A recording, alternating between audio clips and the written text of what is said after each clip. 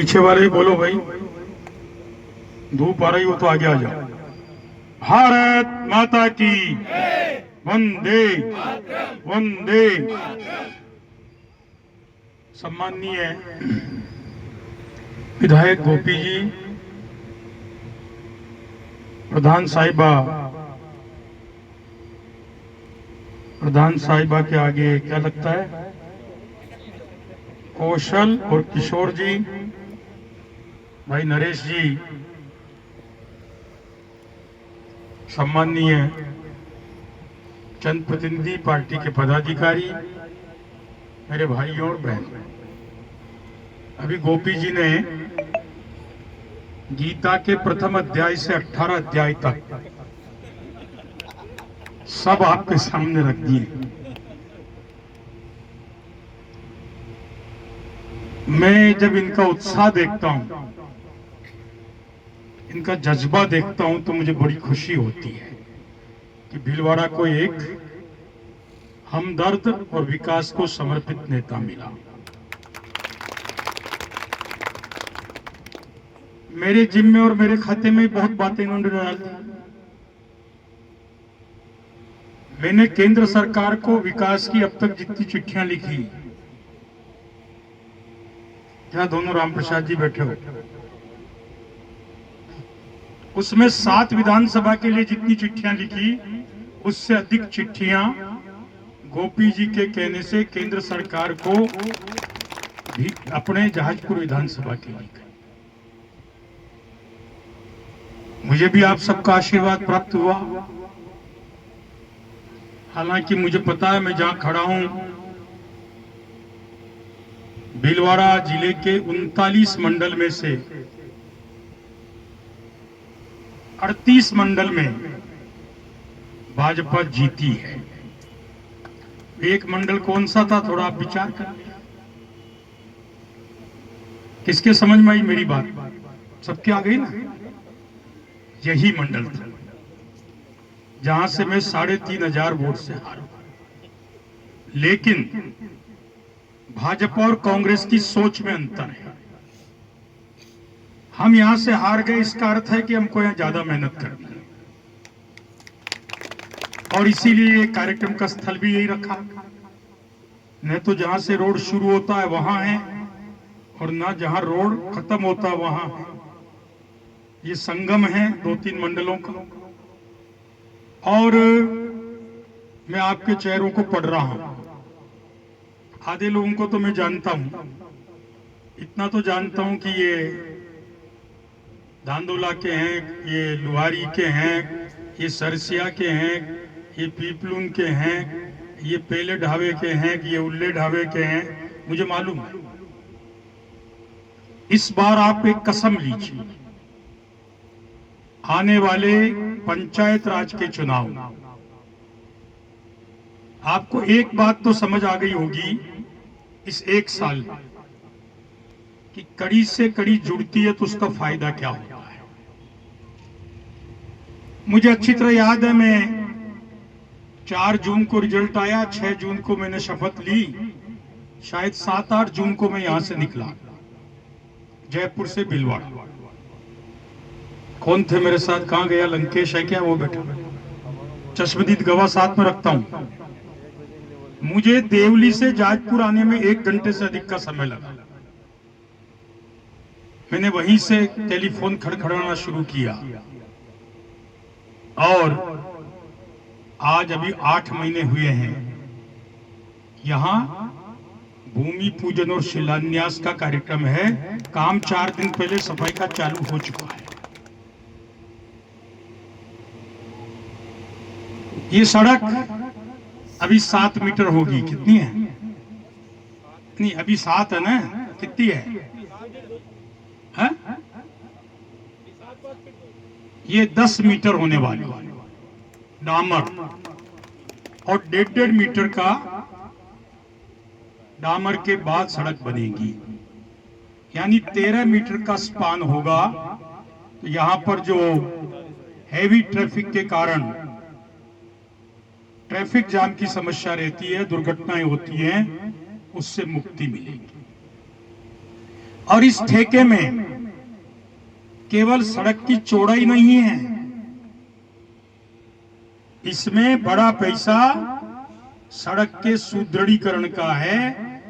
सड़क का जो फाउंडेशन है उसको मजबूत किया जाएगा ताकि सड़क की आयु भी बढ़ेगी, खड्डे भी कम पड़ेंगे, क्षतिग्रस्त भी कम होगी और हेवी ट्रैफिक के बाद भी इस सड़क की गुणवत्ता बरकरार रहेगी। ये बड़ा काम है, 3 मीटर चौड़े होने से भी बड़ा काम है जो मैं बोल रहा हूं। उसमें ये सड़क भी उधड़ेगी, इसका भी फाउंडेशन नए सिरे से मजबूत बनेगा। बहुत काम है, सब गिनाए अभी। केवल रोड की बात कर लें, आपके देवली से जहाजपुर 30 करोड़, चावंडिया चौराहे से जहाजपुर के अंदर जाने के लिए एलिवेटेड रोड कितने करोड़ का है? 15 करोड़। जालमपुरा से मान लीजिए शक्करगढ़ चौराहे तक बाईपास कितना करोड़? इसके साथ में कूचलवाड़ा माता जी के लिए जो प्रॉब्लम रहा करती थी, मैं गया था चुनाव में, एक ही बार गया और उसको भी पिछले बजट में हमने लेकर उसके लिए 18 करोड़।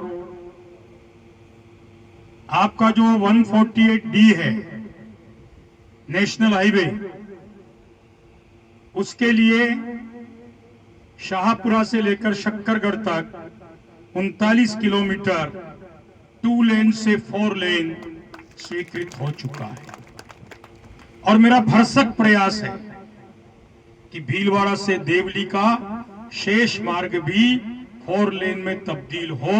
उसके लिए मैंने प्राथमिकता से पहले दिन से काम प्रारंभ किया है। मुझे उम्मीद है इस कार्यकाल में हम इसकी स्वीकृति प्राप्त कर लेंगे। अनेक बातें यहां बताई गई, सब बातों का उल्लेख मैं नहीं करूंगा, लेकिन आज पंचायत से लेकर देश की सबसे बड़ी पंचायत तक भारतीय जनता पार्टी के जागरूक, सेवाभावी, विकास को समर्पित जनप्रतिनिधि मंच पर बैठे हैं। आप इनको आशीर्वाद देते रहिए, भाजपा को आशीर्वाद देते रहिए और विकास के नए इबारत लिखते रहिए। इन 5 वर्षों में हम ये चाहेंगे कि राजपुर विधानसभा विकास के वो आयाम लिखे जो पिछले 70 वर्ष में नहीं लिखे गए, और ऐसा होगा। जिले का उप जिला स्वास्थ्य केंद्र बनना छोटी बात नहीं है। गर्ल्स कॉलेज से लेकर पीपलुन में कौन सा बना? कृषि महाविद्यालय। आप समझ नहीं पा रहे हो इसका अर्थ क्या है। बहुत महत्वाकांक्षी योजना है हमारे जैन में, और इसीलिए मेरा आग्रह है खास तौर से गाडोली मंडल के कार्यकर्ता, एक बार हाथ खड़ा कर दो। गाडोली के कितने लोग हैं मंडल के? मंडल एक ही करो, हाथ गिनना आता मुझे।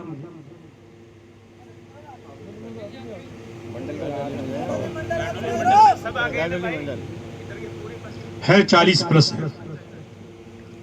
ये कार्यकर्ताओं ने तो बहुत मेहनत की है, इनकी मेहनत में तो कोई कसर रही नहीं है।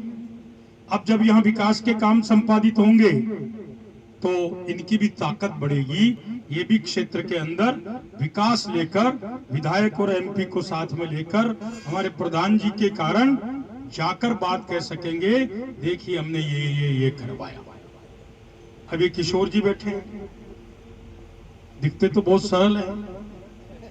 कांग्रेस में जो तेज दिखते हैं वो तेज होते नहीं है, और जो सरल दिखते हैं वो सरल होते नहीं है।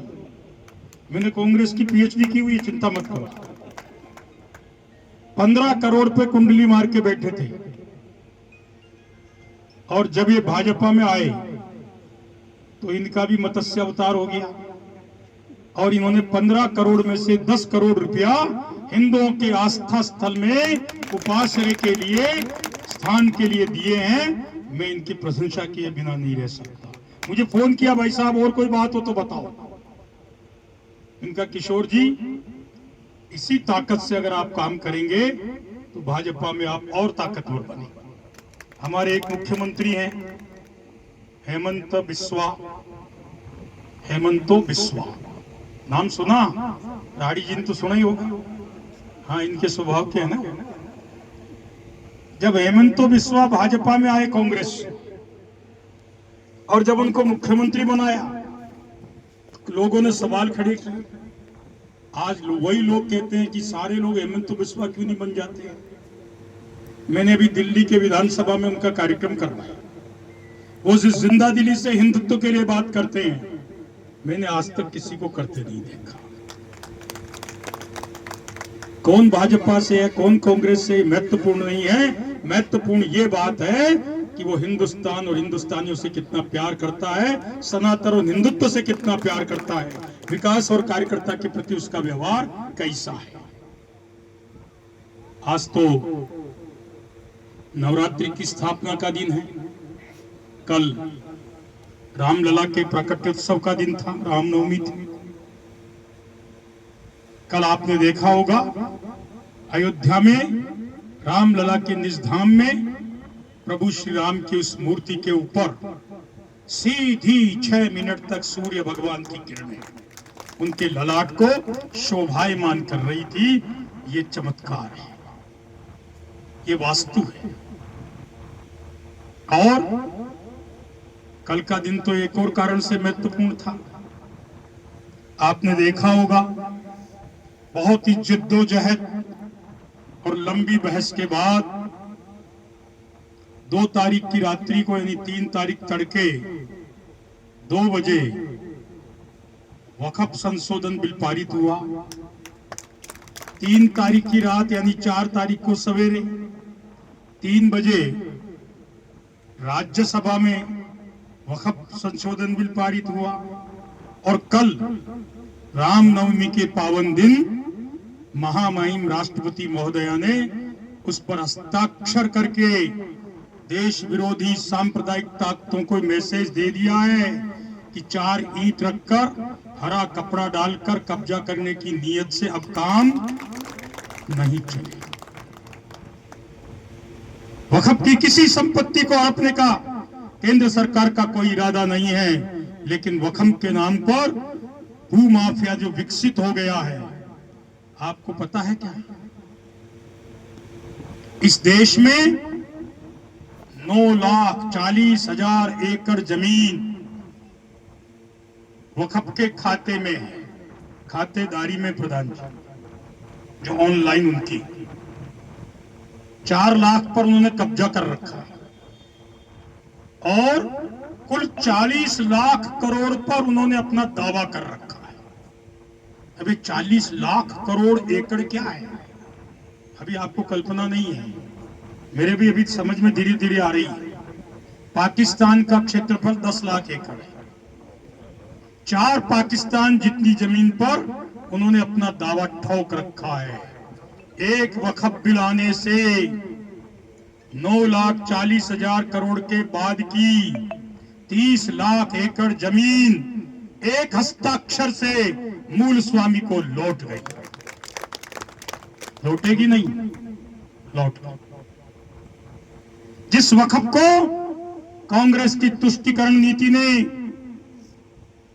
मुसलमानों को खुश करने की नीयत से सुप्रीम कोर्ट और हाई कोर्ट से ऊपर कर दिया, उस वक्फ को वापस कानून के दायरे में प्रशासन, हाई कोर्ट और सुप्रीम कोर्ट के अधीन लाने का काम वक्फ बिल ने किया है।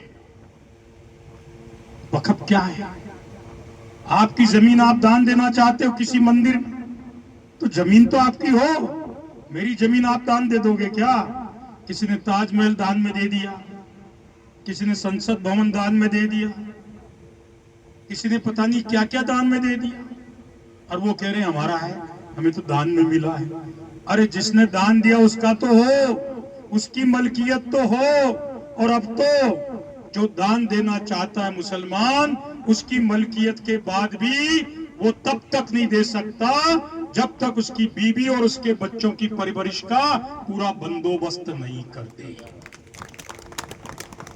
कभी कभी नए हिंदुओं को डरा धमका कर जमीन दान में ली गई, इसलिए उसमें प्रावधान किया गया गोपी जी कि मुसलमान बने कम से कम 5 बरस होने चाहिए। 5 year old practitioner can donate his land to the वक्फ। वो भी चला गया। और इस 9,40,000 एकड़ में से जिस संपत्ति पर विवाद है, उस संपत्ति पर जिलाधीश से ऊपर का न्यायिक अधिकारी, रेवेन्यू अधिकारी जांच करेगा, हाई कोर्ट और सुप्रीम कोर्ट संज्ञान लेगी, वक्फ के सारे अकाउंट्स ऑनलाइन होंगे, ट्रांसपेरेंसी आएगी और वक्फ के आमदनी में से जो पैसा आता है वो मुसलमानों के गरीब, यतीम, बेवा परिवारों के लिए काम आए। और इसीलिए वक्फ बोर्ड में 2 महिलाओं को, एक दो गरीब मुसलमानों को और भी अनेक प्रकार से प्रशासनिक अधिकारी सहित गैर मुसलमानों को भी महत्व देकर उसको पारदर्शी और जवाबदेह बनाने का महत्वपूर्ण बिल अपने पास आया है। मैं आप सबके माध्यम से देश के यशस्वी प्रधानमंत्री श्री नरेंद्र भाई मोदी का धन्यवाद ज्ञापित करता हूं। मित्रों, विकास तो होता है, होगा, तेज गति से होगा, जो चाहोगे वो कर देंगे, लेकिन केवल विकास से देश महफूज नहीं रहता, सनातन सुरक्षित नहीं रहता। इस देश में लव जिहाद, लैंड जिहाद, पॉपुलेशन जिहाद के माध्यम से गजबाए हिंद की कल्पना को साकार करने का षड्यंत्र चल रहा है। इसलिए मेरी प्रार्थना है, देश पर आ रहे इस संकट को, सनातन पर आ रहे इस संकट को समझकर अपनी तैयारी रखिए और किसी प्रकार से देशद्रोही ताकतें इस विधानसभा क्षेत्र में फल फूल नहीं सके, उसके लिए चौकन्ने रहिए। जरूरत हो तो संघर्ष करिए, आवश्यकता होगी हम भी आपके साथ खड़े होकर कंधे से कंधा मिलाकर संघर्ष में साथ देंगे। मैं धन्यवाद दूंगा हमारे विधायक महोदय का। जाजपुर के घटनाक्रम में इन्होंने बहुत जांबाजी से हिंदू धर्म के साथ, सनातनियों के साथ खड़े रहकर अपने कर्तव्य का निर्वहन किया और यही इनकी खासियत है। इन्होंने कभी कांग्रेस के किसी नेता से हाथ नहीं मिलाया, कभी अंडर टेबल एग्रीमेंट नहीं किया, कभी परोक्ष रूप से बात नहीं करी।